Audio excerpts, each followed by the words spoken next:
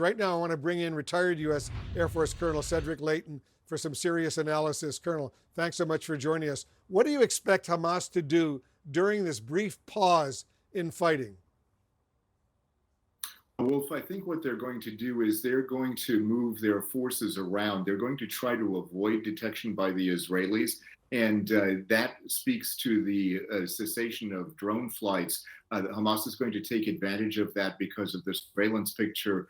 That part of the surveillance picture, at least, will be lacking for the Israelis. So Hamas is going to take advantage of that. They're also going to deploy their forces in a way that will allow them to potentially ambush Israeli forces. Now, they've got some serious challenges on the Hamas side because Israel is sending a lot of airstrikes their way and a lot of artillery strikes as well. And what that's doing is it's kind of forcing Hamas back from the northern area of Gaza. So with all of that in mind, what you're seeing is a consolidation of forces on both sides, with the preponderance of Israeli force right now concentrated in the north of Gaza, and then potentially moving into the central part for a push once more into Gaza City. On the other hand, Hamas is going to try to keep as much of Gaza City as they possibly can, and they're certainly going to try to keep their tunnels active as well.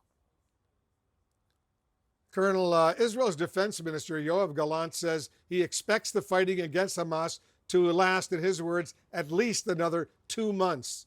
Do you see that as being enough time for Israel to accomplish its objective of completely destroying Hamas?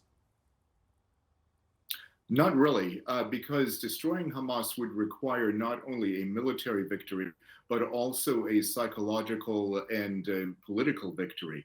That is something that I don't see happening because at this particular point in time, you have two very hostile populations pitted against each other, and Hamas is very determined to keep its power base in Gaza as long as it can. And the Israelis, of course, are equally determined to uproot them. But Hamas is basically got the upper hand when it comes to the hearts and minds, to use that overused term, of the Gazan people. Although they have had basically less than majority support before October 7, right now, I think their support has increased, and that is going to also impact the way in which Israel has to conduct this war. So it's going to take more than 2 months if they want to complete that goal of destroying Hamas. Retired Colonel Cedric Leighton, thanks so much for joining us. You bet, Wolf. In just a few hours from now, the first hostages being held by Hamas could be on their way home. So what will that transfer process actually look like? Obviously, it's going to be quite complicated, but where do these women and children who are expected to be the first ones out of Gaza, out of Hamas's captivity, where do they go? Joining me now is the former FBI agent Robert D'Amico, who has worked on hostage cases overseas in his career, so obviously the best perspective on this. And Rob, let's just start with how much of a test do you think that the first day here is going to be for future swaps? Oh, it's huge. I call this a moment of trust. You don't have to have trust on either side of it, but during the actual exchange, you have to trust each other quite a bit. It's complex. There's so many things that could go wrong, even without any ill effect on either side. If you have a faction not wanting to happen, we've tried to do hostage exchanges and even couldn't find them with the helicopter and trying to narrow it down before weather came in. But this one's going to take a lot of trust to move that many people through an area that's a part of war. Hamas isn't going to want them to be able to be tracked where they came from. I'm sure they'll come to a central point where they gather them and then move them to a point that they've agreed on. And the same thing with Israel, the Israeli prisoners that are going to be coming out. But it is a tremendous task. And the first one is going to be extremely difficult, a lot of heightened tension on either side. It will go down a bit with each one. But even as small as error between them can have that spin out of control as far as losing trust. How much does it hurt it that it's not a direct line of communication between Israel and Hamas? I mean, this is all being mediated through the Qataris. So I've done a couple of these. One, actually, I ended up having, I was going through a senior Qatari that we were, again, moving some military folks to recover a prisoner held by the Taliban. And it got so complicated that the Qatari had to flip his cell phone. So I was talking straight to the Taliban commander because we couldn't find him. We had to lower the Predator to look for him, and then they thought we were going to shoot him. They had machine guns, so thank goodness we had some communication to talk each other down. The second one, almost 4 years ago to today, November 2019, we exchanged Professor King and Weeks, two professors that were kidnapped from Kabul for the Haqqani 3. And that one was a bit different, and we had to give our side up, the three first before they even released theirs. And it got to one point we actually had to, they're out going out to the airplane, and we had to pull them back at the last second because something fell through. It didn't hurt.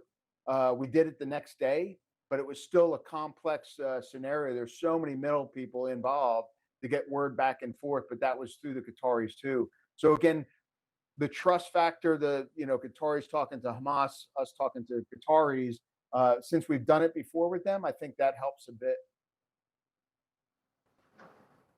So what is, if you're a hostage and you are one of the first ones who is being released, what does that reintegration period look like? I mean, obviously they're going to need medical exams. They want to be reunited with their families. But I mean, these are people who have been deeply traumatized for 47 days now. What does that look like? Yeah, so it's the reintegration. We call it visa. Bringing them back in. The first thing is medical. So I'm sure with this many at this one time that they're going to have something set up where they come in and there's going to be a medical team for each person. I think the first are going to be 13 people. Don't know who, don't know ages and stuff, but there's going to be a medical team probably for each person. Along with that medical team is going to be hopefully a psychologist. The FBI has a psychologist under the victims assistance folks that usually comes forward at least to a middle ground. We'd usually move them to Germany where there's a whole team set up at the military base there in order to reintegrate them. And then the psychologist starts actually dictating what's allowed. We didn't even have agents or intel folks talking to them without a psychologist there because of all the stress that they're going through. We want to get information from them to help with other hostages and other things, but their physical and mental health is more important. And that psychologist that's assigned to them is the one really dictating. I've seen some prisoners. I debriefed. He was actually Pakistani, and he'd been held for 5 years by the Taliban.